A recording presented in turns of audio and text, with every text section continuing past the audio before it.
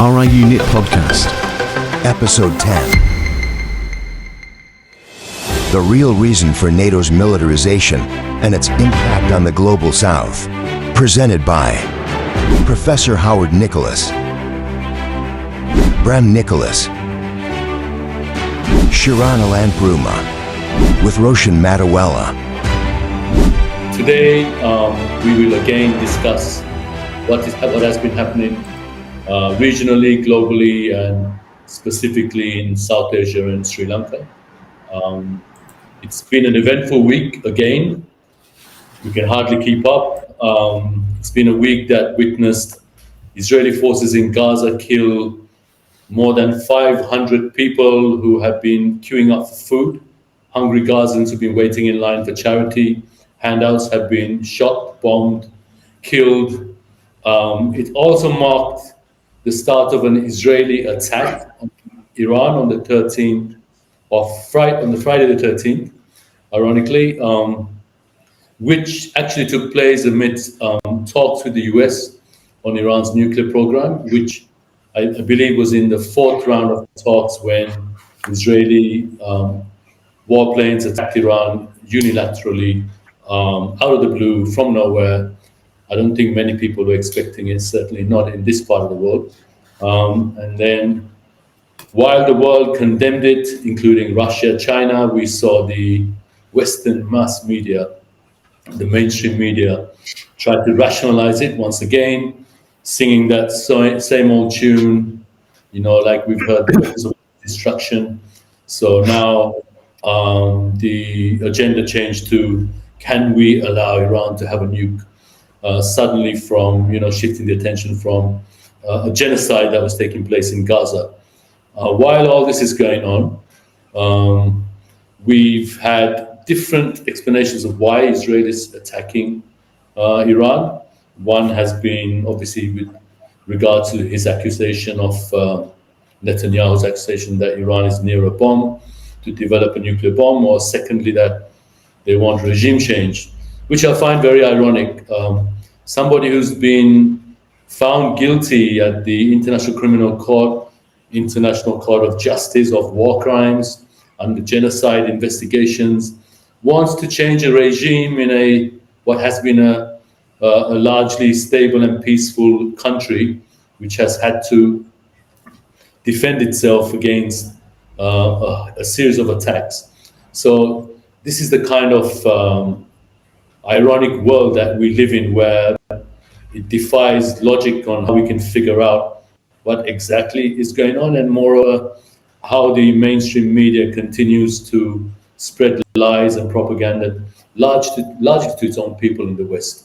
One possibly a good development is the number of people who've opened their eyes and seen what the mass media is and for what it is.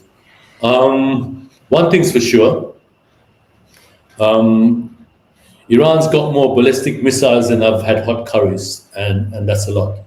Hypersonic missiles, ballistic missiles, you name it. And they have been raining down on Israel, and we don't get to see that because Israel now has banned videos coming out of the state. But we do see a lot of Israelis on the exodus, on the run, and arriving at various airports in Europe, where I've seen pictures of them not being welcomed as they may have been accustomed to in the past. So this really defies any logic. Why Israel would go about on such a campaign that's earning them widespread hatred around the world, even in Europe, where they formerly enjoyed such a lot of support. Right. As always, we have to keep our focus on economics, and luckily we have some renowned guests here again on the RIU podcast. Today we're going to talk about the militarization of NATO, military Keynesianism, perhaps look at what a war between Iran and NATO would look like, look at the implications on the global South, where a rules-based order is blatantly being disrespected and disregarded by the very people who have been purporting to live by these standards are breaking it, then where does that leave the global south in terms of adhering to these very same rules in the global order? And specifically on emerging economies like Sri Lanka, in terms of how the economy can strengthen itself and reduce the vulnerability to um, the external shocks that we've experienced more and more frequently in the last couple of years. Right, enough from me. We have today, we're lucky to, very, very lucky indeed to have Professor Howard Nicholas once again, retired professor from Erasmus University at The Hague in the Netherlands and the founder of IPS, Institute of Policy Studies in Colombo. Hi, Howard. Hello, Roshan. Thanks for inviting me. And thank you for joining us. Next, we have Bram Nicholas, COO of ETIS and lecturer at the Ho Chi Minh University in Vietnam. Hi, Bram.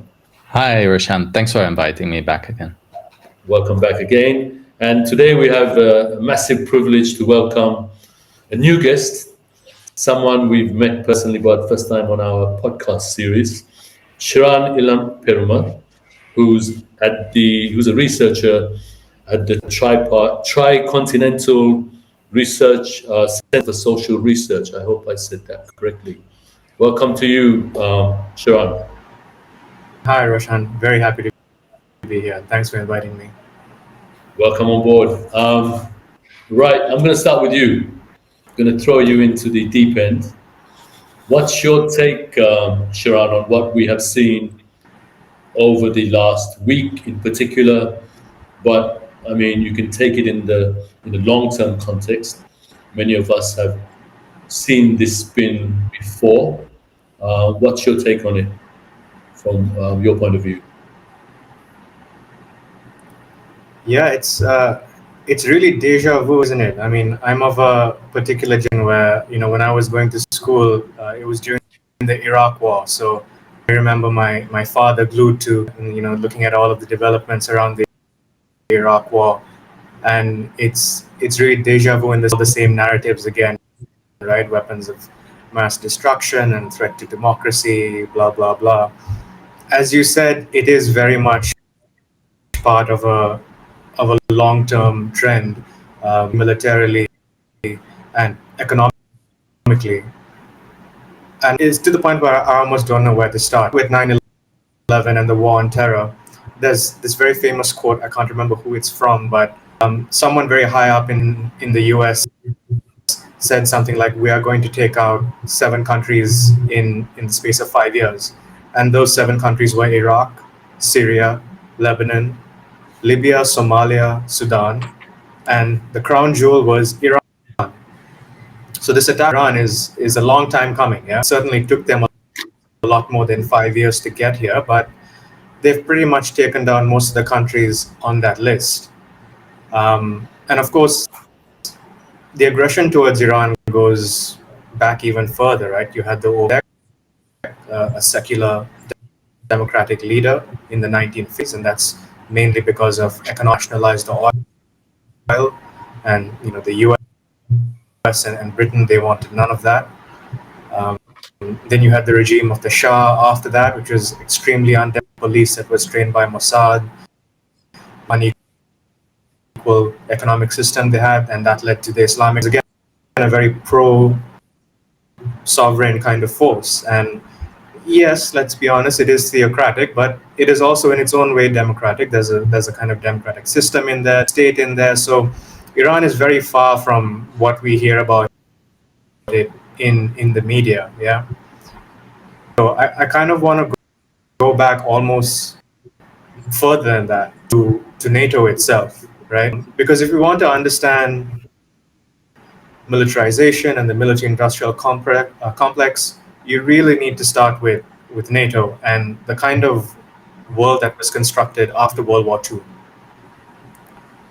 So after World War II, 1949, you have a very interesting memorandum that circulated by the CIA. And a lot of what I'm going to say about NATO comes from this document, a dossier that's published from the Tricontinental Institute where I work, and I'd really encourage everyone to. It's going to have a much more concise, a much more elaborate explanation than what I can provide in a short time. Yeah, it's called NATO, the most dangerous organization in the world. But anyway, the initial objective of NATO, to quote the first Secretary General of NATO, Lord Hastings, he said that the goal was to keep the Soviet Union out of Europe, specifically, to keep in, and keep the Germans down. Now that last part is really interesting, to keep the Germans down, right? Because Germany and of course Japan was, but they were also seen as the US, which had to be crushed. So part of the objective of NATO was to actually keep, German industry down. And before the Marshall Plan, what the Americans wanted to do was to completely deindustrialize Germany and to strip it of all industrial capacity. That wasn't tenable because you had the state deindustrialize Germany. It would create such a bad social situation that people would start looking towards communism, right? So in order to keep the Soviet Union at bay, they had to allow Germany but develop in such a way that it was still subordinate militarily and financially to the US. And this is where the Marshall Plan and also NATO comes in.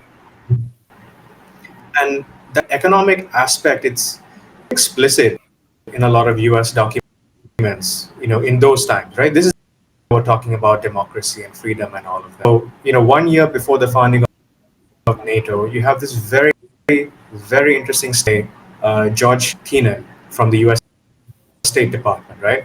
And he acknowledges the fact that after World War II, you had about 50% of the world's wealth concentrated, but the US was only 6.3% of the world population. So the industries of Europe, the Soviet Union, Japan had all been destroyed in the war, and the US came out unscathed as the power, right? And so he basically says in this report, the disparity, and I'm quoting directly here, this disparity is particularly great as between ourselves and the. In this situation, we cannot fail to be the object of envy and resentment. The real task in the coming period is to devise a pattern of relationships which will permit us to maintain this position of disparity without positive detriment to our national security. I think there's probably no better explanation for this entire, artificial military-industrial complex, as we call it now. Yeah. That was sort of the original intention for it. But of course, this thing, this monster keeps growing in shapes and forms. So, it grows through the Cold War, but eventually Soviet Union in 1991, and you no longer have these kind of political and existential justifications for military spending.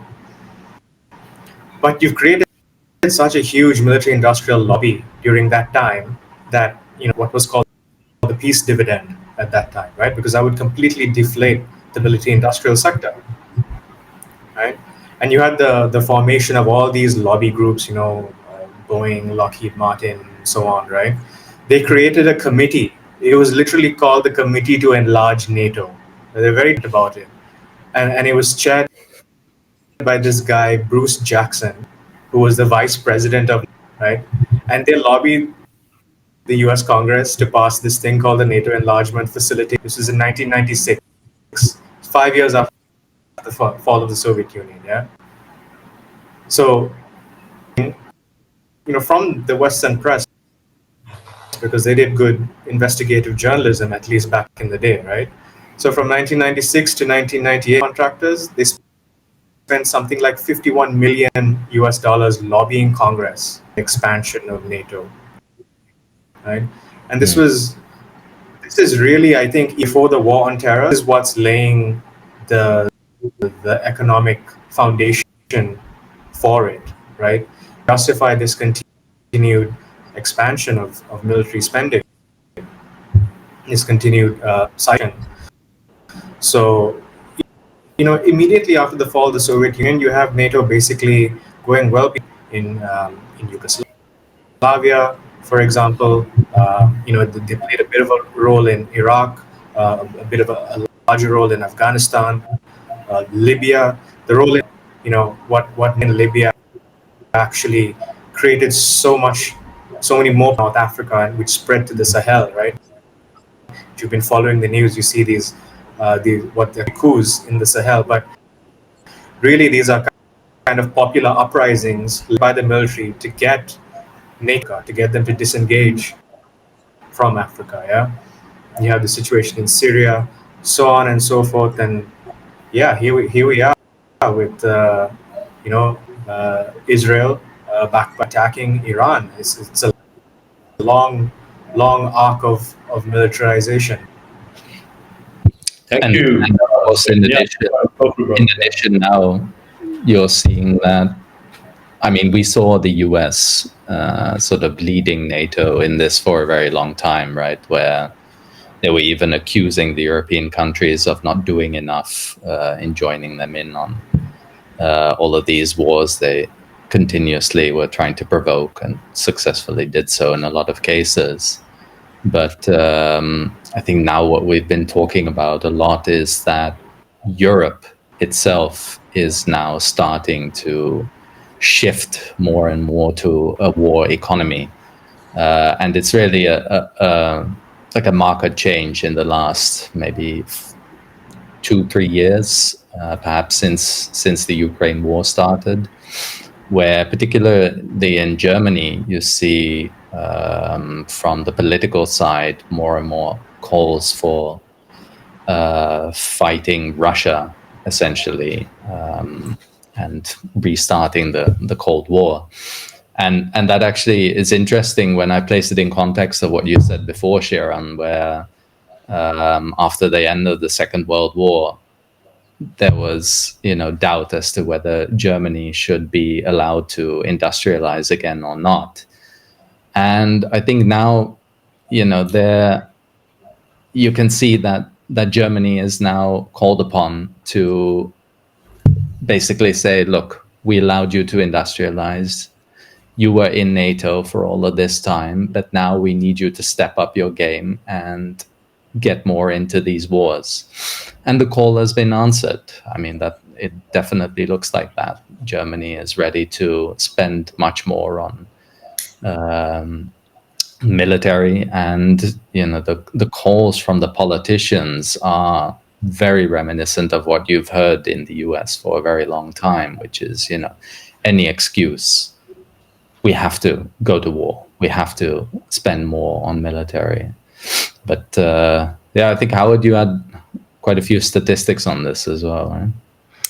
I did. I just wanted to make a general comment on the militarization of NATO, and that is that, and it was very important what you said, Shiran, that you have this ostensible alliance to oppose the Soviet Union and oppose communism. And that's the sort of PR that NATO had. And then when the Berlin Wall fell, they came with a new PR, that is the opposition to global terror and rogue states. But underlying all of this, from my perspective, is that the advanced countries use this organization to do two things. One is to block the rising industrial power. So this organization is dominated by the old industrial powers. And their aim is to block the rising industrial power. Now, ironically, Germany was in that position. It was the rising industrial power, and the UK and US got together and fought 2 world wars to basically destroy the German industrial power. Now they're getting together, and they are after the rising industrial power. That rising industrial power is not Russia. it's China. And they have known this for quite a long time. And in lots of documents, it's always China that comes up. Now, this is ironic because think about it. Who has the most nuclear weapons in the world? It's US and Russia have more or less parity. So you would think that NATO should really be focused on Russia. But in fact, in most of the documents, it's all about China. Because what matters in the long term is the industrial power. And they know it. They know it. There's a decline in the industrial power of the old industrial powers. And this unstoppable rise of China. So this is one of the most important things to note from the rise of NATO. And lots of documents testify to this. And there I have to thank people like Ben Norton, who keeps emphasizing this, and Brian Beletic, I hope I've pronounced his name right. These are two commentators who keep repeating this point, that the real enemy of NATO is China. And not because China is doing that much by way of disruptions of military disruptions and so on and so forth, but it is the rising industrial power that cannot be stopped.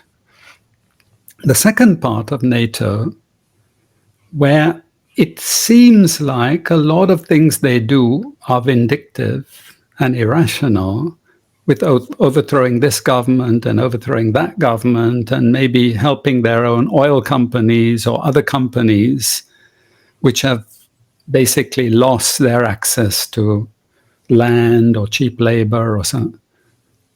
That is the ostensible reason given for them overthrowing governments, killing leaders in developing countries. But underlying all of this is maintaining a global division of labor that has to be there to support the rich countries. That has to be there.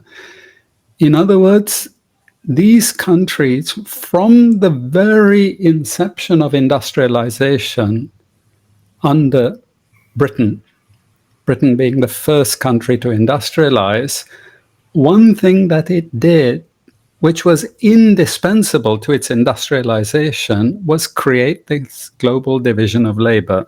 Now, Britain was able to do that because it was a colonial power.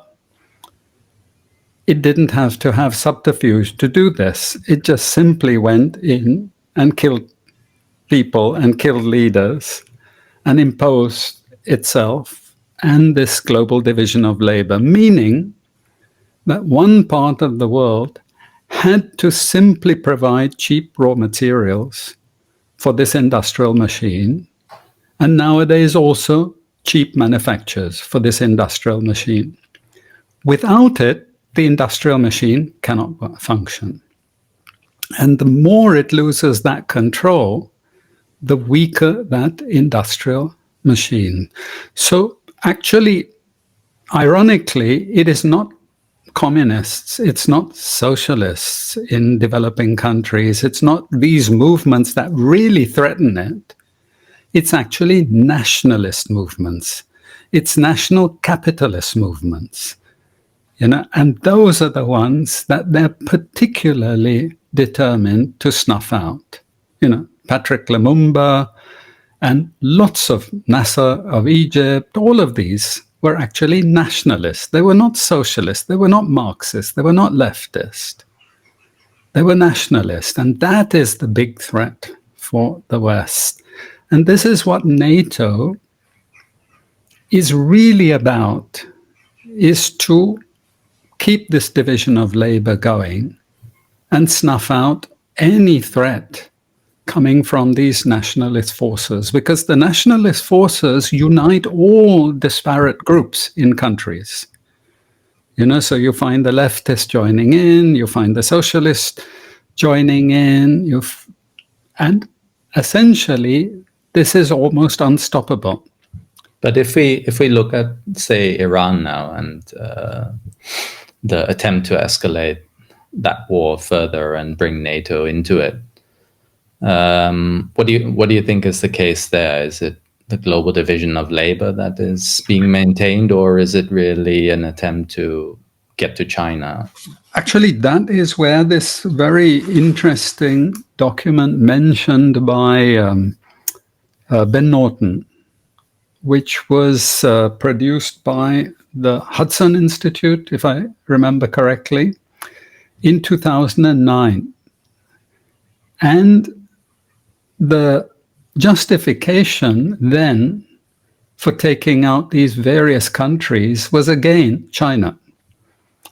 And in fact, that whole document is geared towards eliminating all the connections that China has in the developing world, which is the basis for its strength. Now, Iran is one of those. Look at the oil and gas that Iran supplies to China. This is absolutely invaluable. And this is to say nothing of the logistics importance of Iran in terms of the transit of goods and services through this Belt and Road structure that China is building. But when they targeted a lot of these countries, it was in order to take out the support base of China in the developing world. Remember, China now is the main trading partner for 80% of the world. China dominates the raw material purchases and production in the developing world. So it's not just Iran, but Iran happens to be one of the most powerful countries in the Middle East that needs to be taken out and reshaped for the interests of the West. So this is what this is fundamentally about. Now, what is interesting is the way the US, this document, actually emphasizes the fact that they use Israel for this purpose. Because Israel and its population are dispensable, a bit like Ukraine. They're using Ukraine to attack Russia without any worry about the consequences in terms of the numbers of dead in Ukraine. So you see, they want this war continued and so on. This is a proxy. Israel is a proxy. We'll come back to that when we discuss the Israel-Iran war. But what you see is that this is about keeping the global division of labor and using their various proxies to maintain that global division of labor. Of course, they have their Uncle Toms, if you like, in all these countries that do their bidding.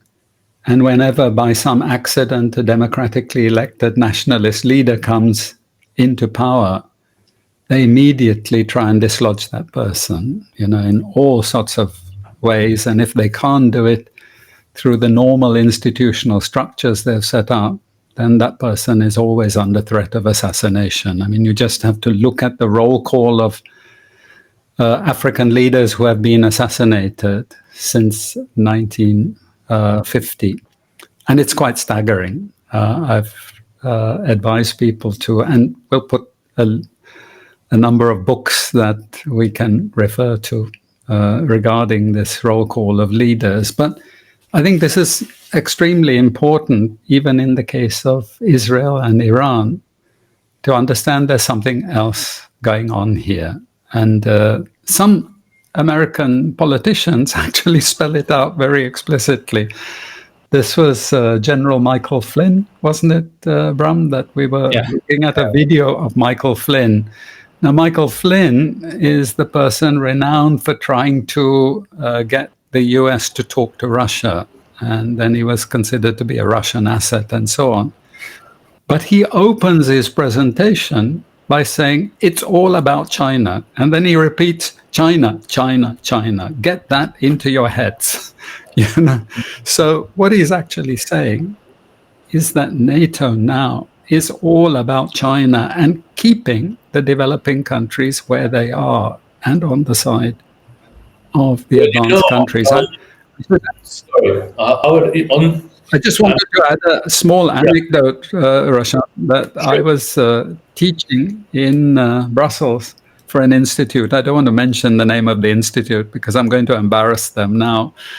But we were teaching EU staff and NATO staff. And I'd been teaching this course for 20 years. And for 20 years, actually, the majority of students for that course came from developing countries. They were in embassies and various missions from developing countries located in Brussels. And so it was a very popular course, but they wanted to diversify as they started to merge with the University of Brussels. And so they started to attract EU officials, but also NATO officials. And I said the sort of things I'm saying to you now in my class with a lot more data and charts and information in case anyone was in any doubt. And these NATO students put pressure on that institution to get rid of me. So I had to stop teaching from 2020 onwards. And, as I told the director, this actually makes me really pleased because it shows how stupid these people are. They really are becoming more and more stupid and more infused with propaganda. Instead of thinking logically and saying, this guy could be right, we'll have to think again about how we approach this and compete with China and, et cetera, et cetera. No, they want to shut you up completely. There shouldn't be any dialogue. And this is something we will come to later. This is the worry I see with this development in Europe, in Western countries, the suppression of any dissenting views. And this was, of course, inevitable, but it's amazing to see it play out right in front of our eyes. Sorry, Roshan. Apologies. The problem with Iran is that you have a regime for itself, which will act in its own interest and refuses to be dictated to by the West, unlike the obedient little, as I quote Malcolm X, is the house or Arab leaders of surround Israel geographically. The ones who would shoot down Iranian, the falling debris falls on the houses of their own people. Many who have even died, but proudly jump down these missiles and were protecting Israel. So, and I'm sure they're hated by their own people. And Iran is a country to destabilize 30, 40 years of revolution through sabotage, through spying, which is now coming out, which in addition to it, with a lot of Indian spies embedded themselves in there. They've even asked to get them to rise up against the rule, and they've sanctions which obviously have crippled them. They've still managed to make advance in obviously military space, but also in sports, in technology. I think there are enough just 10 countries to have their own satellite in space, right?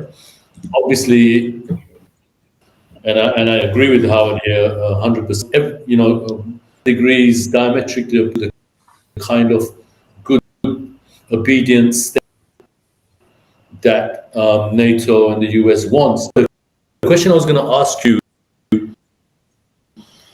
all of you, is, we get concerned is China even though Netanyahu may have his personal beef with Iran because of the lack of control or total control that Iran prevents him from having on the region. But is it too late to stop the China-Iran connection? I mean, the latest I've heard is that there's a rail link. There's cargo rail coming in and out of the two countries. Iran produces 3.3 million barrels a day, I think, of oil. One of the largest producers. 20% of the world's oil passes through the Strait of Hormuz, and something like 3 or 4 cargo planes are also known to have landed, but now apparently so frequent that people who are keeping track can no longer keep track. So the trade and economics and perhaps military links between Iran and China are already there. And by Donald Trump acting in this way, by proving that he cannot be trusted, because in the middle of a negotiation, series of negotiations, the fifth of which was due on the Sunday, he allowed Iran to be attacked by Israel, maybe with tacit or maybe something we don't know, because what we hear of the US is a series, and some probably take the phone away from him. But isn't he merely strengthening this relationship between two of NATO's biggest foes by pursuing this course of mindless action? Can you take us to that one? I just mentioned one thing there, Roshan. It's just a factual thing, that Iran became a full member of the BRICS last year, and also a member of the Shanghai Cooperation Project. So the fact that lots of things were accelerated in terms of the attacks on Iran is probably not a coincidence, because the economic links were really getting stronger and stronger. And certain aspects of what Iran signed up to when it joins BRICS are extremely worrying for the US and its allies. So it's just an important thing to bear in mind there. But if others have something to say on that. Well, Shiran, I think I might. You were saying, right, that in a way it's multiple forces coming together here, even though that underlying long-term drive to block China or any rising industrial power might be there. You have a few forces that sort of act in their own interests. So you have the military-industrial complex in the US, the companies there that I don't think they care who the war is with. They just want a war to sell arms, so that drive will always be there. And you have, I would say, very much now a rogue state in Israel. Maybe it always was, but it's now been given a very long leash to act out and do what it always wanted to do, or anyway, for a very long time. And I find it very difficult. Maybe you have some insights here to know where this is going to end, because all these forces seem to be coming together now. That's a tough question, but maybe back a bit to comment on what Howard was saying as well. What's interesting is that I think almost 10 years ago now that there was a 25-year cooperation program that was on the cards between Iran and China. So China was supposed to invest something like $400 billion into the Iranian economy. Yeah. And this has been a source of concern for the West, but also a source of debate with different political forces within Iran. Some factions are for it, some factions are against it, and so on and so forth. But as far as I understand, it's been on the cards for a while. It was proposed by Xi Jinping. Hasn't completely been endorsed by the Iranian government. So it hasn't gone through yet. Yeah. But you see, over the last couple of years, China has been trying to sort of peacefully negotiate and settle some of the issues in the Middle East, right? So when the first Trump administration was trying to normalize ties between Israel and the Gulf, China went in and tried to normalize ties between Iran and the Gulf. And that would have been a huge breakthrough, especially for the Palestinians. If you can get the Sunni Arab world, the Gulf monarchies, and on to cooperate, you would have a situation where maybe Israel would be more isolated politically. And I would say there's the Shanghai Cooperation, the BRICS, and there's more and more scope for Iran to sort of work around all of these sanctions, which is the main factor sort of crippling its economic development is the sanctions. On the SCO, and on the note also of like these different interests politically, interesting that the SCO came up with a very strong statement condemning the attack on Iran, right? But immediately India distanced itself from it. Right? The Indian foreign ministry comes up with its own statements. We had nothing to do with this. We have our own position, as it were, which is fascinating because I think it's Adani. They actually have a port. They operate a terminal. It was bombed by Israel, right? But then they have port investments in Israel too. Before sanctions on Iran escalated, Iran used to be the second largest supplier of oil. But then, on the other hand, the biggest source of military imports. So India has this very ambivalent position, I think, in the global economy right now. The BRICS and the US and NATO, and perhaps this is be a way for Sri Lanka and what's happening in our region. That is a very interesting factor to me, to the role that India plays in it, because as we've seen, India is often a weak link within the BRICS, yeah, and now clearly a role of a spoiler in the Shanghai Cooperation Organization as well. Would be interested to hear your thoughts on this as well.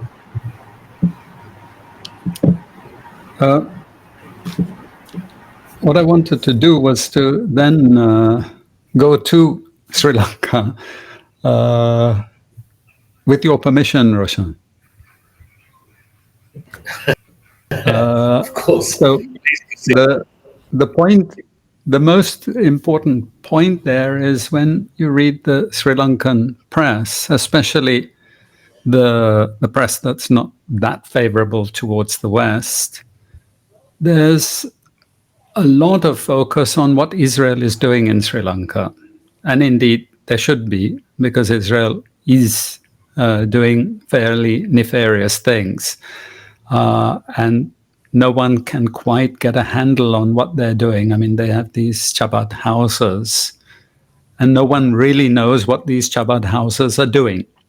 But what is really intriguing there is how this presence has been strengthened given what the IMF and the powers that be have turned Sri Lanka into, is basically an economy that's reliant, and I would say almost 100% now reliant on tourism.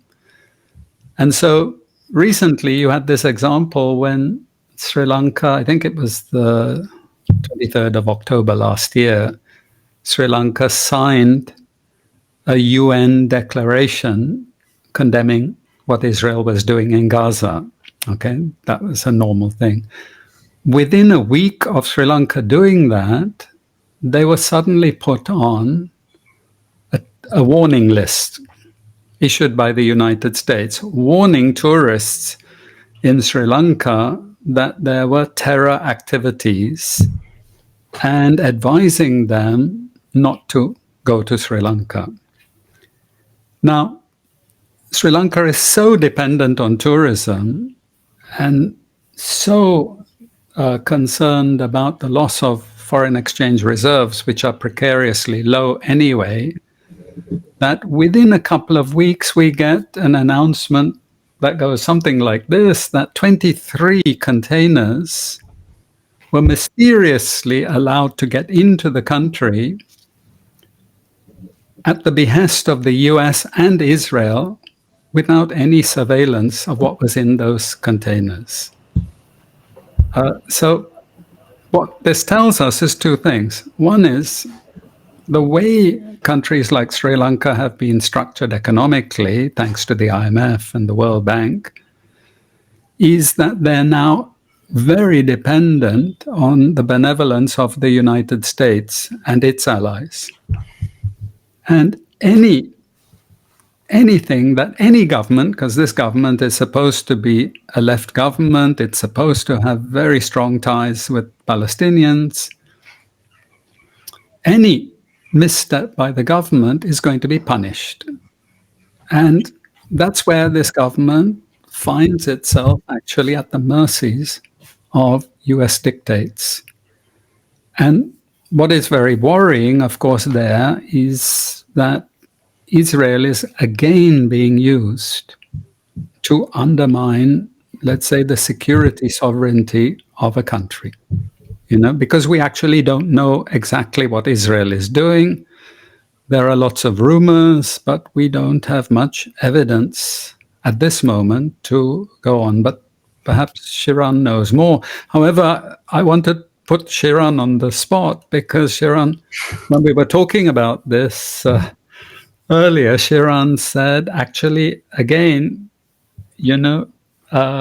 Israel is being used as a patsy. But the real, let's say, agent of NATO in this region is India. And India is getting more and more control over lots of strategic assets in Sri Lanka, like energy and transport and so on.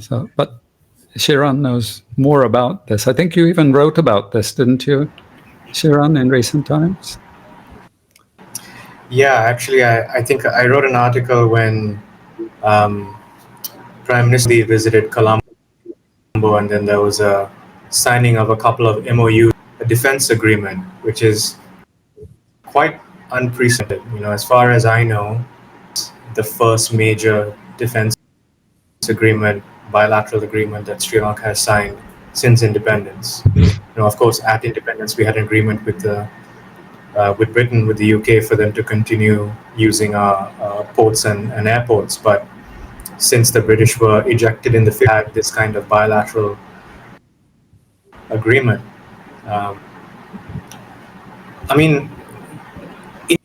India's presence in Sri Lanka and in the broader region is very interesting to me because, as I mentioned earlier, they had a different kind of orientation before. We know they have very strong relations with Russia. They traditionally have very strong relations with Iran as well. So they're kind of orientated towards that, the non-third world kind of bloc.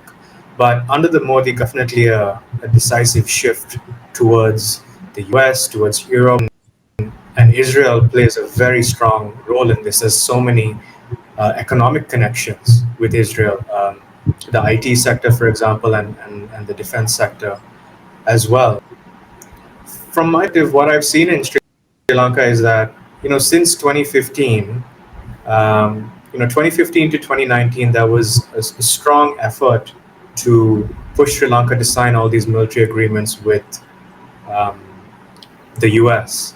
And obviously there was a lot of backlash, from left-wing groups, from nationalist groups, and so on. The way things are now, especially after formations like the Quad, India's increasing strategic importance for the US in countering China in this region, it seems to me that the US-led NATO alignment is happy to sort of delegate to India the role of policing this region. And if you look at the deep integration India with the US military industrial complex, so for example in earlier this year, and there was agreements about the co-production of defense equipment. Yeah, and even if you look at the Indian economy, manufacturing is not doing as well as they claim it is. But interestingly, it's the defense manufacturing sector that has seen some increase, right? Because you get a lot of pay from the government for procurement. It's trying very hard to update its fleet of jets. They have very old, I think, Russian MiG MiG models, and they're trying to build indigenous aircrafts, and they're highly dependent on the West for that, dependent on GE to send them the engines for that, right? So there's a concerted effort by the Indian government to upgrade its industrial defense capability in line with the US. And obviously this agenda, obviously this is going to affect India's geopolitical alignment. So when you have that alignment between India and the US, and then India and Sri Lanka, very interesting article from last year about the possibility of India manufacturing small arms in Sri Lanka, right? So you can kind of see where this is going. The India and then Sri Lanka was drawn into this entire big military-industrial complex, and all, as Howard mentioned very rightly, all to counter China's presence in the region. Yeah, and of course, Sri Lanka seems to be in no position to push back on any of this, right? Because this is where we see the way in which the economy is structured. Even before the crisis hit, I think this was the case, where you had this overdependence on tourism, and let's say on the foreign exchange earnings side, also an overdependence on foreign remittances. But the tourism really being the key, because say over the past 20 years, the manufacturing sector has weakened even further in Sri Lanka. It was never actually at that mature stage of, let's say, industrialization. But there was something there. The garment sector in the 1990s was very strong and providing a lot of jobs, a lot of growth in the economy, and a lot of foreign exchange earnings. But that has gradually shifted away from manufacturing towards tourism. And so, like Howard said, you now have such a strong dependence on tourism, and it's not that difficult for the Western countries to then bring Sri Lanka to its knees, as they did in October, as Howard said. But my disappointment comes with the economists in Sri Lanka who are blindly following IMF recommendations to simply focus on just one thing, and that is controlling the budget deficit. And as an addendum there, to control printing to finance the deficit, as if that is going to solve everything, And then there's a bit of discussion, of course, about controlling corruption and being more transparent and blah, blah, blah. But no acknowledgement of the fact that Sri Lanka still has a trade deficit, which it has had for the past 40 years.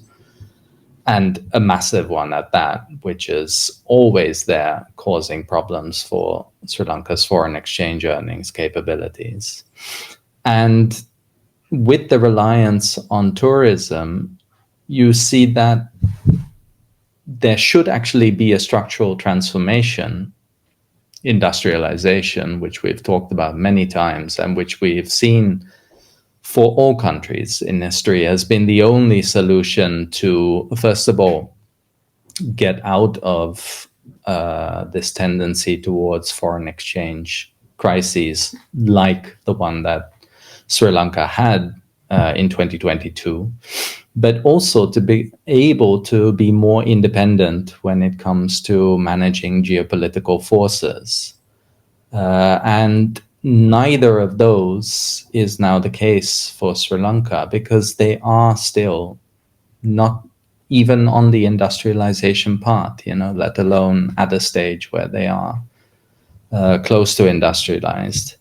And I mean, we recently had, the deputy managing director of the IMF, Geeta Gopinath, come to Sri Lanka, and reinforcing what we already knew, but it's so depressing to hear it again, where all you have to do is focus on this budget deficit, controlling that, and then everything will be fine. And no acknowledgement of the fact that actually a lot of industrializing countries have used their budget deficit to strengthen their economies and promote industrialization by building infrastructure, by giving subsidies to strategic sectors, which ironically has caused, actually spurs growth to such an extent that even though there are budget deficits, in the end, your debt as relative to GDP actually decreases because you're growing your economy so fast. This is never acknowledged. And that now worries me, is that the policymakers and economists in Sri Lanka alike are not pushing back on any of this rhetoric that the IMF is giving them, or any of the recommendations, and just simply following along, not doing anything to bring around structural change. So they're fine with the way that the economy is running now, which is huge dependence on tourism. And we're sort of slowly moving closer and closer to basically another debt default, I would say, in the next 3 years. But also not being able to say no to India or the US when it comes to them advancing their interests in Sri Lanka, no matter how damaging it is for Sri Lanka's security or independence. It's actually, Bram, you've outlined quite a depressing situation, unfortunately, which comes with, it's a discussion I've had with some colleagues, is almost a need to decolonize one's mind. There's a famous author who wrote a book on decolonizing the mind. For Sri Lanka's case, that there's a tendency to think that a homespun solution to complex economic problems cannot be achieved, and that you have to look outward towards Washington to find solutions to navigate a complicated global finance system and the economics thereof. So I would suggest there's an opportunity here. The more people I speak to in Colombo, the more people who express a very strong attitude against one. You look at the tourism data, the number of Israelis who've returned to Sri Lanka has continually doubled, tripled, and I think grown by more than 400% in the last 8 quarters. I mean, that's something to really worry about. If we're complaining about Britain sending arms or components of arms to an army that's accused of genocide and war crimes, then what is Sri Lanka doing? Sri Lanka is entertaining soldiers who are committing these crimes, giving them, RR, and give them the time to recover from the trauma of committing war crimes and murdering children and whatnot, and going back and doing some more. I mean, this to me is as complicit as giving components to a military aircraft. So given that, as you said, Bram, the government is supposed to be, right on and left, and traditionally a pro-socialist and pro-Palestinian stance on these things, it's an opportunity. Since we saw Sri Lanka hit the sovereign debt default, I think the number of countries in the world who've gone through the same situation doubled to something close to 36 or thereabouts, right? So there's actually a good paper by the Institute of Political Economy where they advocate one of the measures to do is to connect, align, and lobby for debt justice, and the voice would be that much louder and would be heard.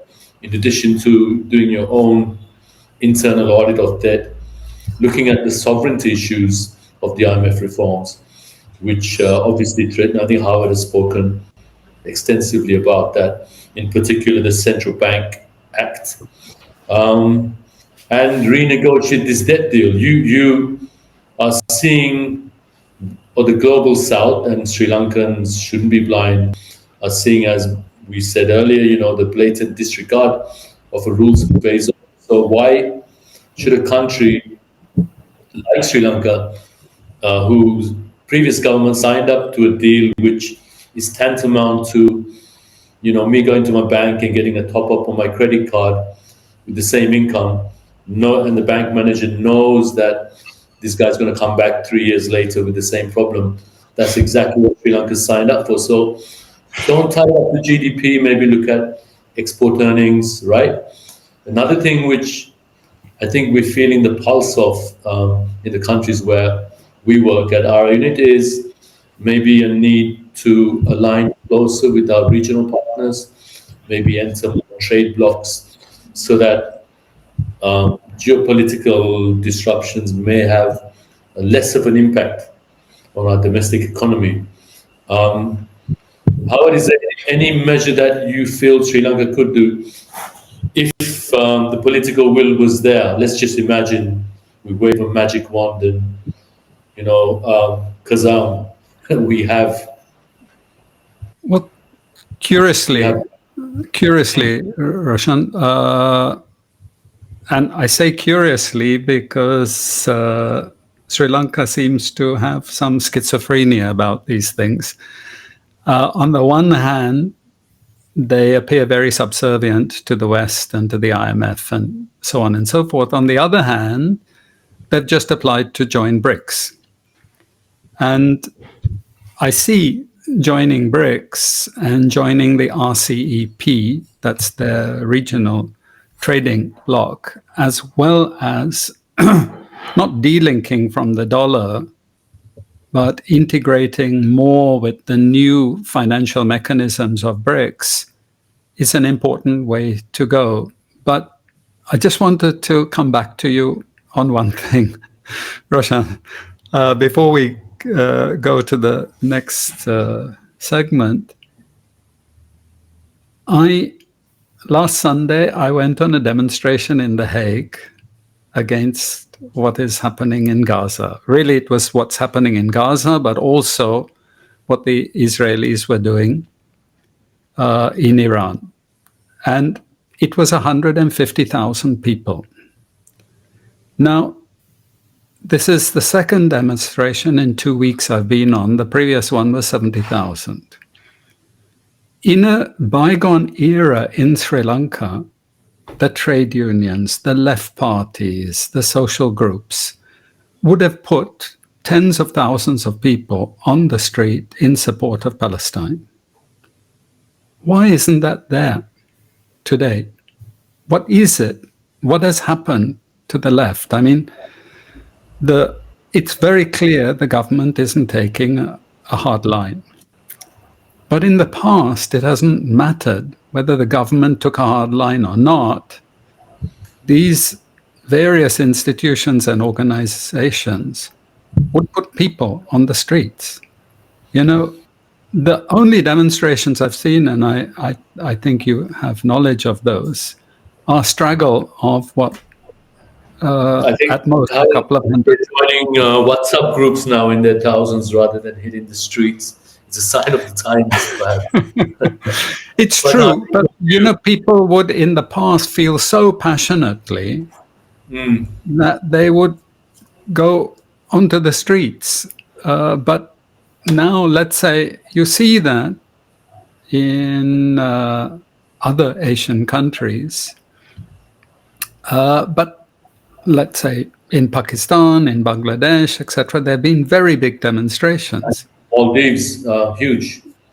But in Sri Lanka, which actually used to be one of the most activist countries, and on issues like this, you'd have seen far more of a voice of the people and demands for severing links and so on and so forth.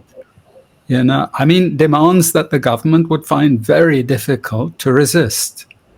But now there's quiet. I mean, relative quiet. I mean, we are quietly accepting genocide. You're absolutely right, Howard. And what is the future? 200 here, the ones that I think the future generations should be disgusted with the current generation, should be disgusted, because we are next. Look at Israel. Look at its penetration of our country. We are next. I mean, they don't mind using Sri Lanka as a front in a war. And yet, these unions and so on, I mean, I think they should be ashamed of themselves. Literally, they should be absolutely ashamed of themselves. To call themselves even left is a disgrace. I'm sorry. I know a lot of people, my friends are watching this, but I am actually disgusted with it. When you are watching genocide like that, every single waking moment, you should be doing something or another to oppose this genocide. Sorry, but I just want to know, Roshan, do you observe the same thing? Shiran, do you observe this? Is there any explanation for this? I don't get it. I mean, I remember when I was in London last, civilizations, right? While I was doing my master's, that's when this thing started, and civilizations, and it just wouldn't be covered by the media. You get some more, and this was not just once or twice; it was every weekend, right? And I remember they used to shenanigans to block the roads, or like get the tube late, so you couldn't. They close certain stations and try to sabotage. I think the media is pretty bad role in the sense that they are actively ignoring it or downplaying it. And I mean, to be fair, in the US as well, there are all these encampments. The students were being deported, and you have this freedom flotilla with Greta Thunberg. And I have to take back a lot of my previous thoughts about it. I was very cynical about Greta Thunberg. I thought this was another Malala Yousafzai sort of thing. But hey, props to her. She's Absolutely. She's used her position in a very positive way, I think. I don't know about like the rest of the world, but Sri Lanka for me has been disappointing. I mean, I know there are the very big WhatsApp group and a couple of activists involved, but it's not a mass scale sort of thing. And for some reason or the other, it's very hard to vernacular. It's a very Colombo-based sort of middle class activist thing. So it doesn't have and older people tell me during the Iraq War that there were mobilizations in Sri Lanka which had a mass character. I'm not sure what the reasons for that is, and sadly, I suspect one of the reasons is that's investigated because it's in power. I mean, I know other people would do to call them left or whatever, but whatever you think of them, they were the ones who'd cause trouble, right? For some reason or another. I think that's also probably very disorienting. A lot of people, like, you have a poor response to what's going on. I mean, even the statements the Prime Minister, we recently had a new representative, a new diplomat from the Palestinian Authority coming here, and it's just completely nothing statement from the Prime Minister when they meet them, right? No mention at all of anything that's happening in Gaza. Even when Iran is completely nothing statement, foreign ministry or the president is just like, we urge both sides to engage in peaceful negotiation.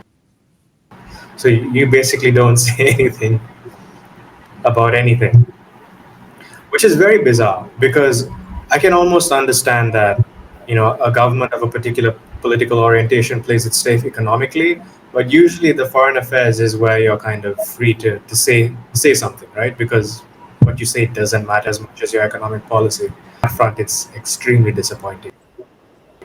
Yeah, I agree with Howard. They should be ashamed. And I've actually spoken to my Muslim friends who have asked. I remember 10 years ago, I think 12 years ago, thereabouts, when Israel invaded Lebanon. Outside town hall on a Friday, there were literally about 3 or 4 thousand people standing up against um, the Israeli invasion of Lebanon, right? When they were pushed back again. But today you don't find that. When questioned as to why, the feedback is fear that they experienced a certain amount of oppression under the previous regime, the previous, and there's fear. And the irony here is that funding from Israel has been implicated in that um, whole program to cause disharmony among Sri Lanka's ethnic communities over the last 10 years. Also has roots that go back to Israel, where they have been involved and supported extremist groups, right? And I don't know if you've seen this particular video of dozens of Buddhist monks waving Israeli flags outside Fort railway station. And just makes you wonder who's funding all this. It is something really to be worried about if you're in Sri Lanka. I think that the future, if you go down to the East Coast, what you see is hundreds, if not thousands, of Israeli tourists coming in by the coach loads. Many incidents of other tourists being intimidated or physically abused, where they've set up their own surf schools and take over the business of people who rely only on the livelihoods, rely on tourism, that alone, and they're complaining.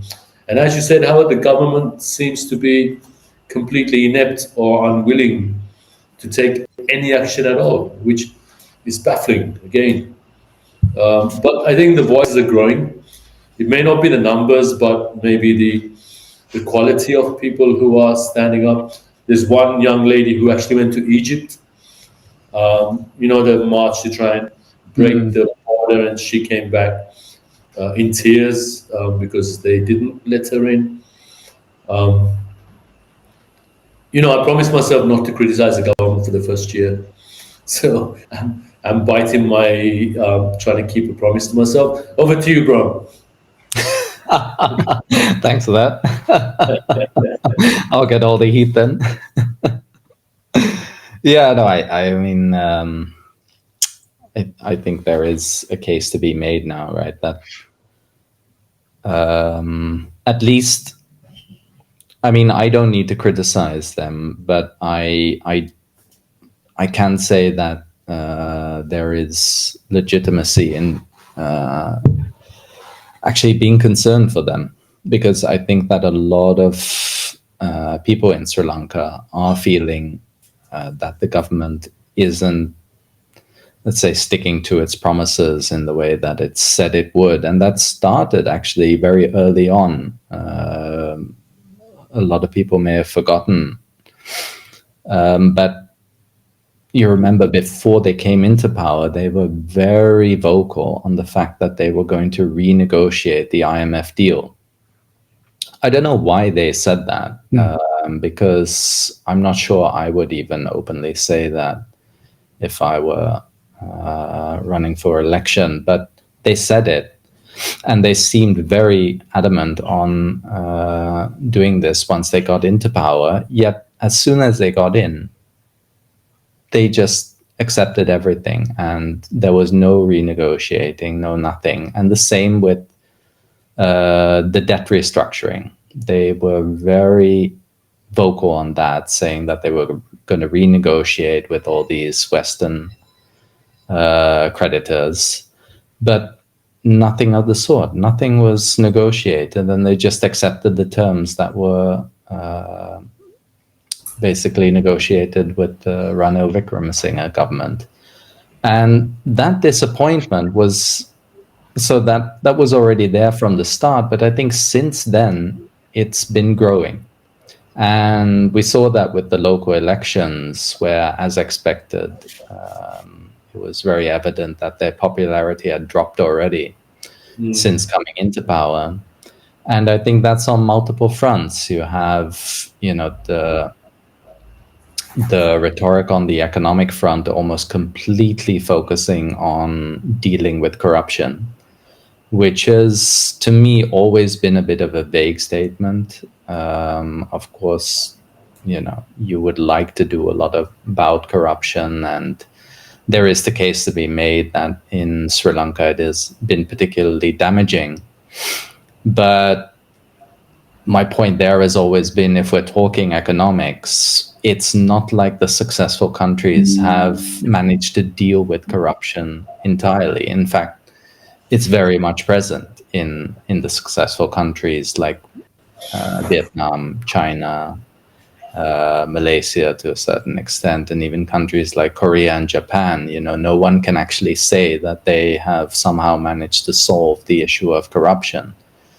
And so to have that as the main mandate, I think is a real mistake. And I think a lot of people are now starting to realize that A, they can't actually solve corruption, and B, that even if they do, and let's say even now they're trying to do something about it and are marginally successful at doing so, it's not going to improve the prosperity of the population in the long run.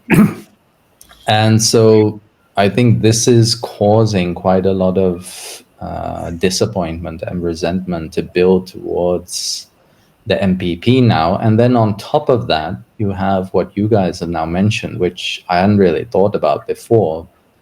But indeed, this silence when it comes to what is one of the most, or perhaps the most important issue of our time, the genocide happening in Gaza. And that silence has come from the top as well. I've never heard anyone from the government making any strong statements on this issue. But like we said, I don't think they can.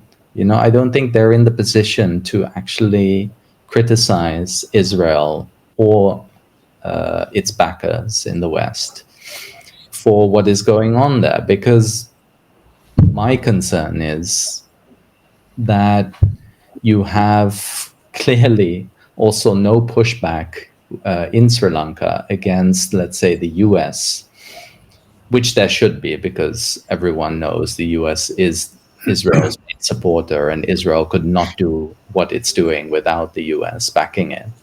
But we just have no issue with the American ambassador commenting on anything she wants to comment on in Sri Lanka. And we still have the US basically through the IMF dictating what Sri Lanka should be doing.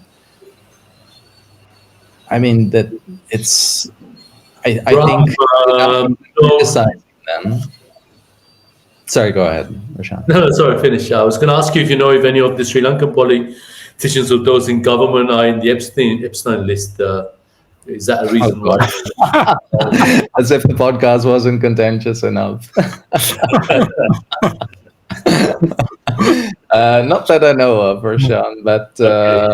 But actually, you mentioned something which is important, Roshan, is a lot of what you say. I'm not accusing the government of this, obviously, but our media has been bought. Our think tanks have been bought. If our economists are not brain dead, they're also bought. You know, and we've lost our independence. We've lost our independence. I mean, most of these commentators speak such unadulterated rubbish that it's embarrassing. I don't even want to say, I'm a Sri Lankan when I hear these morons actually saying anything. And so it's very easy to get them to, wave Israeli flags. I mean this metaphorically, of course, and wave US flags and so on and so forth. because actually they don't have two brain cells to rub together. I mean, this is what the education system has done. This is what the indoctrination process has done. And I'm not actually only saying this about Sri Lanka. I think this is the future of the West. I think they're descending into utter chaos.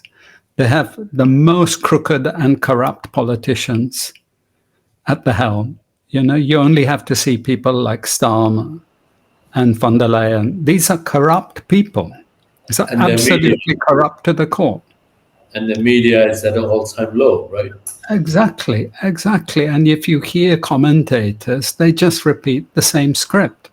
So this is not a malaise that's only affecting Sri Lanka, except we always had a hope for developing countries, for some level of integrity and independence.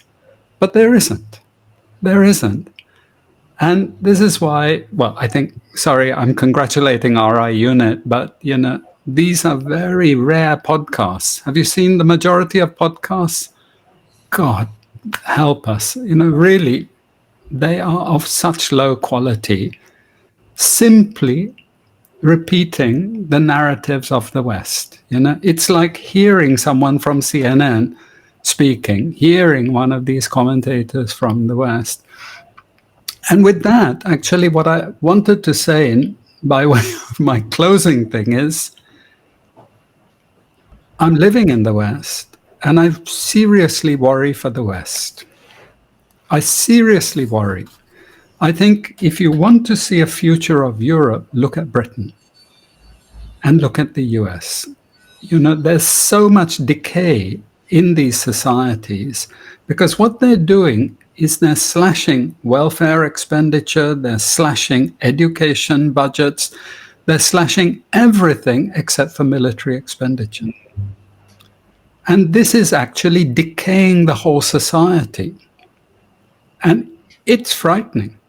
It's truly frightening. A colleague of mine said, "Oh, Howard, you're exaggerating." And I said, well, I won't mention his name, but I said, well, I actually am encouraging my children to think of relocating outside of Europe. Because, for me, I'm dead and gone. I worry about my children and my grandchildren because I honestly think these war economies are going to descend into chaos. And they don't have a chance. They think they're fighting against China. But to really fight against China, they should have been building solid industrial bases, not war bases. Because even the military equipment that they're making, the parts come from China. So if they want to boost any country, they're boosting China, not themselves. But they're paying for it by cutting pensions, cutting electricity subsidies to ordinary people, cutting welfare. And that is a recipe for utter chaos in societies. And there's no stopping it because the people at the top are true morons and corrupt morons. You nailed it, Howard. This reminds me of this video. Actually, we had it ready, right? The video. Yeah, I was going to say we need some comic relief. Yeah.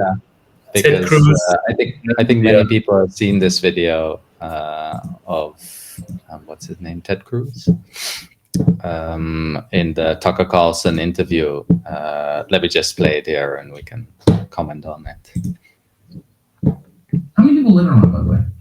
I don't know the population at all. No, I don't know the population. You don't know the population of the country you seek to topple? How many people live in Iran? 92 million. Okay. Yeah, how could you not know that?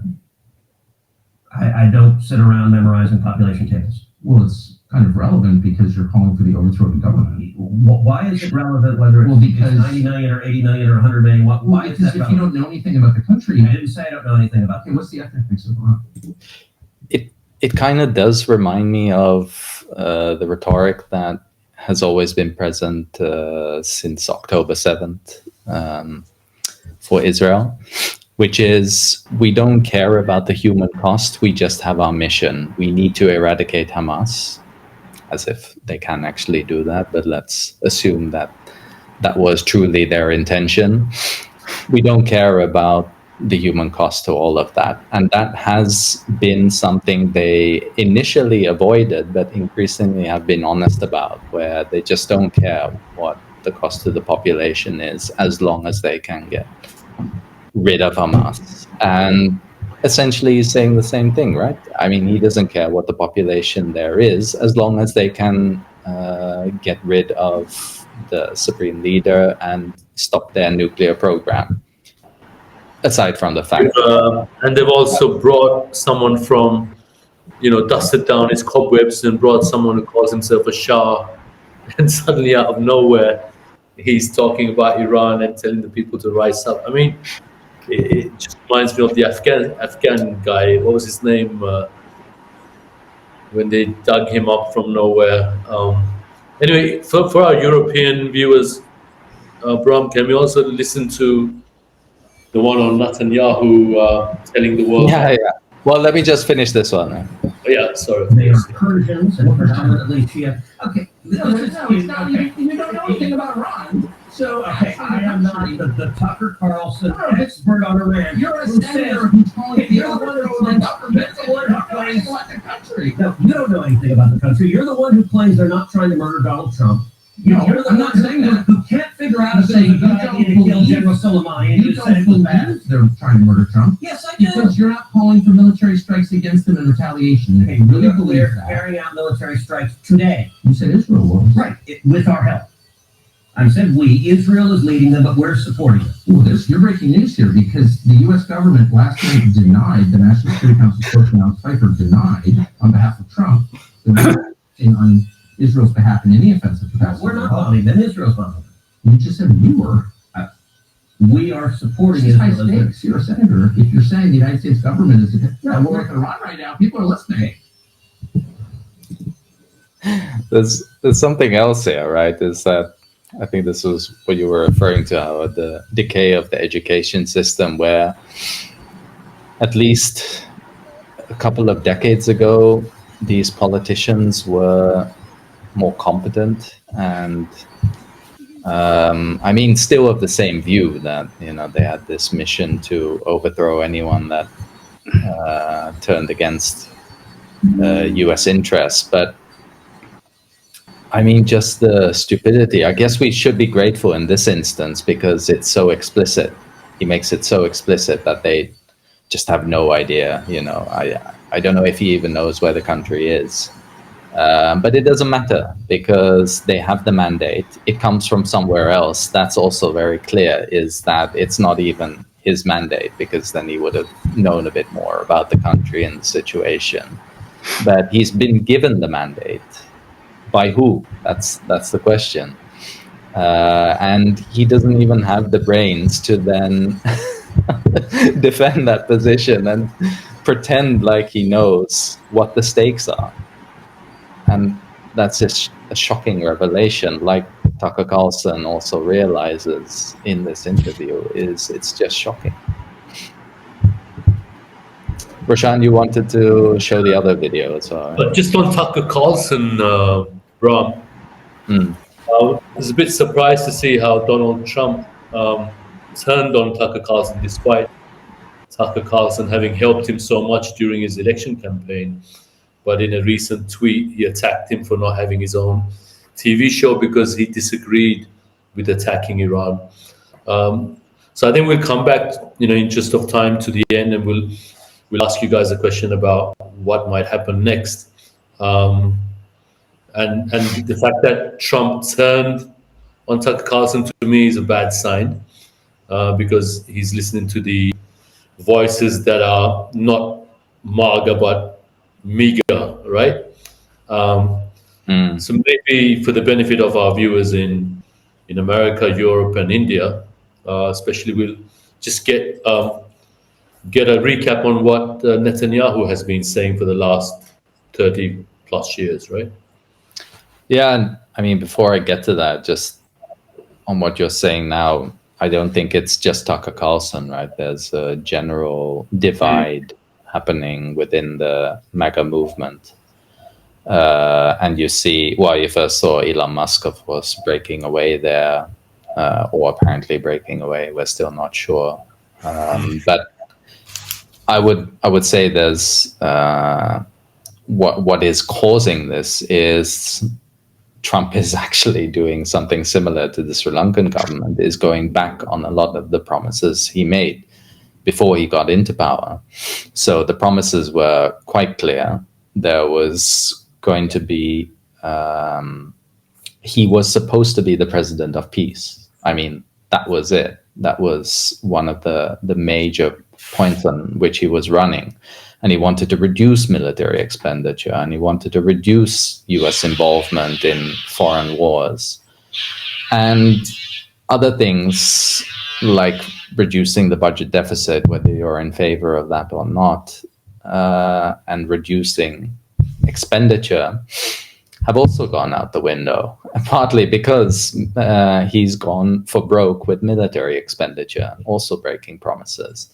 So that divide is happening in the MAGA movement, and you see people like Steve Bannon as well, breaking away. They were previously so loyal to Trump, but now they're waking up and realizing, as a lot of us were saying already from the previous term that Trump had, he breaks his promises. We saw it back then as well. He had so many promises of clearing the swamp in Wall Street, and also then reducing the foreign wars that the US was involved with. And whether he actually wanted to do it initially or not, I think is irrelevant. Maybe it's relevant because it shows you that actually the policy making is not up to Trump. It's some other entity there, basically the military industrial complex, that calls the shots. And so I don't know whether he ever wanted to actually reduce US involvement in foreign wars, but it's apparent that it's not up to him. And so that divide is very clear in MAGA, with a lot of people now being disappointed in him. But yeah, let me play the clip here. If not stopped, Iran could produce a nuclear weapon in a very short time. It could be a year, it could be within a few months. They have the wherewithal, the stored up, the preserved knowledge to make a bomb very quickly if they wanted to do it. Iran is so dangerous. Weeks away from having the fissile material for an entire arsenal of nuclear bombs. They're very close. They're 6 months away from being about 90% of having the enriched uranium for an atom bomb. Iran is gearing up to produce 25 bombs, atomic bombs a year, 250 bombs in a decade. Ladies and gentlemen, time is running out. Iran will be capable of producing alone, without importing nuclear bombs within 3 to 5 years. But, in his defense, Roshan, even a broken clock is right twice a day, isn't it? He might eventually be right. I don't know. Any sane mind would flush what he says down the other end of it. Oh, of course. Okay. Gentlemen, our 1 hour podcast is now nearing its second hour. So in the interest of time, shall we do a 2-minute wind up from each of you? And I think, it's a very difficult task to try and predict what might happen in the short and medium term from a Sri Lanka-centric perspective or an emerging economy perspective. But can we have a crack at that? Right now, we're at a moment where we're at the brink of a World War III within days, if not weeks, or at a major escalation, and a new type of a Cold War on the horizon. I don't even know what the best case scenario will be here, let alone the worst. So can we start with Howard? Easy one for Howard. Yeah, it's actually introducing a new issue, and it's not really focused on Sri Lanka and the developing world, but it's actually focused on these industrialized countries, the advanced countries. What I see is the end of democracy in these countries. And I think you can already see it now. They cannot afford democracy because everybody has to sing from the same hymn sheet. This, I mean, you cannot get into power, you cannot come anywhere near power unless you agree to war, unless you agree to militarization. And you can already see, look at the British Labour Party, look at Starmer. You know, Starmer is even more pro-war than the Tories. Look at Romanian election. Any candidate that tries to talk about negotiating with Russia immediately is disqualified, as we saw with Romania. Look at Slovakia. They tried to assassinate the leader of Slovakia, Marie Le Pen. Her big crime was to say, let's negotiate with Putin. You know, you can go on and on and on. It's no longer possible to have a dissenting view. And that'll get worse and worse and worse over time. And in the end, if they don't cancel democratic elections, what they will do is make sure the only candidates that are eligible to stand for elections are those who have pledged to continue the militarization of their countries. I think this is the most worrying aspect of what we're seeing. And it goes hand in hand with the economic decay of those countries. Thank you, Howard. Shiran, over to you. Yeah, this hollowing out of democracy, I think, is a very, apt way to put it, and it's mirrored in the non-industrialized countries as well, right? If you look at really what has happened to Sri Lanka in the past 10, 20, 30 years, I mean, you could say it's a long-term process, but just the speed and efficiency with which it's been done in the last 10 years or so, particularly after the default, just the slew of new laws that were enacted by the government after default, I forget the names of Fiscal Responsibility Act, Dependency, Economic Transfer, Central Bank. So really, yeah, the Central Bank Act is the big one, right? Which I think you guys have talked about a lot. But really, what these entail is a complete loss of economic democracy and sovereignty. And it's strange that the president actually does acknowledge that. That's the one thing he keeps saying in his speeches, that Sri Lanka doesn't have economic sovereignty.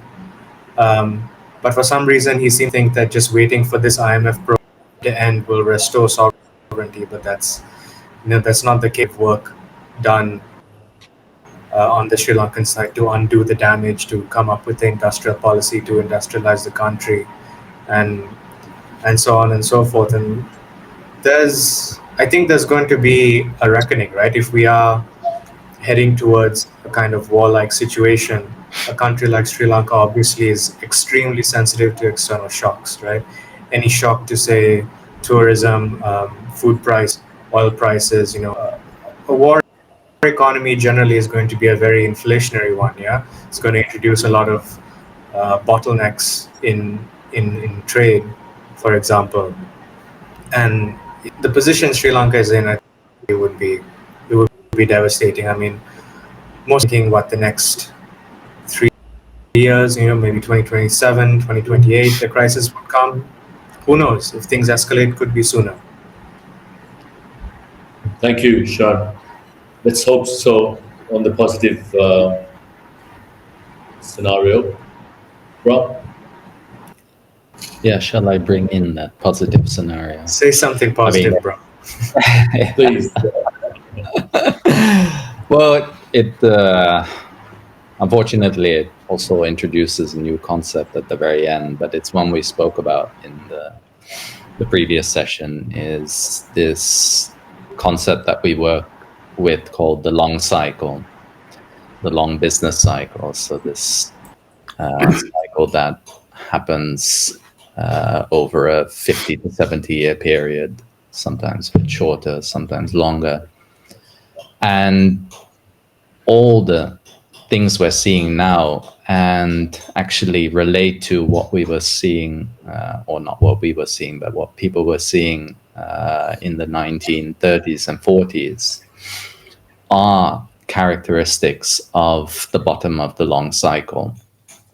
And essentially, that is also what we're talking about when we talk about this struggle between the US and China, is the old powers in decay and the rising powers threatening the old powers' position in the global order. And what, of course, is the positive element there is that that cycle will continue. We will, get out of that long cycle bottom and into the upwave again, where economies start growing again, and the tendency for wars and general friction in the global economy lessen or even disappear. It's just that there's no telling really how long the bottom of the long cycle lasts before we get into that upward phase. So that is, I think, our only concern at the moment, because it's clear from the last time that it took quite a while, right? I would say that bottom happened from the First World War till the end of the Second World War. So we're really talking about almost a 30-year period where things had to be sorted out, right? Who is the new global leader? There had to be this asset destruction of basically the old industries to give way to the new industries. And that's currently happening, but you're also dealing with forces that are not always being controlled, in that process. So we have a rogue state like Israel, where we don't really know what they're going to do next. And we have still such a strong military-industrial complex in the US that is now growing beyond its borders, it seems, to Europe, that also has interests that don't necessarily, let's say, align with what would typically happen or needs to happen at the bottom of a long cycle. So the tendency for destruction and perhaps even unnecessary destruction is quite great, and that is the worry. But the only positive there is that eventually we will head out of this bottom into the next upward phase, and that has to be led by China and the rest of Asia. And you can see the beginnings of that already, where a lot of countries in the world, including a few European countries that are not on board with this sort of antagonizing of China, where they're not interested in that. They're interested in a rules-based order. They're interested in doing business. They're interested in prosperity for everyone. And so they are actually increasingly looking to the only sane power in the world, which is China at the moment. And I think that'll increase over time, but it's only a question of when this struggle will be settled and that role of China is cemented in taking over from the US as the leader economically and politically.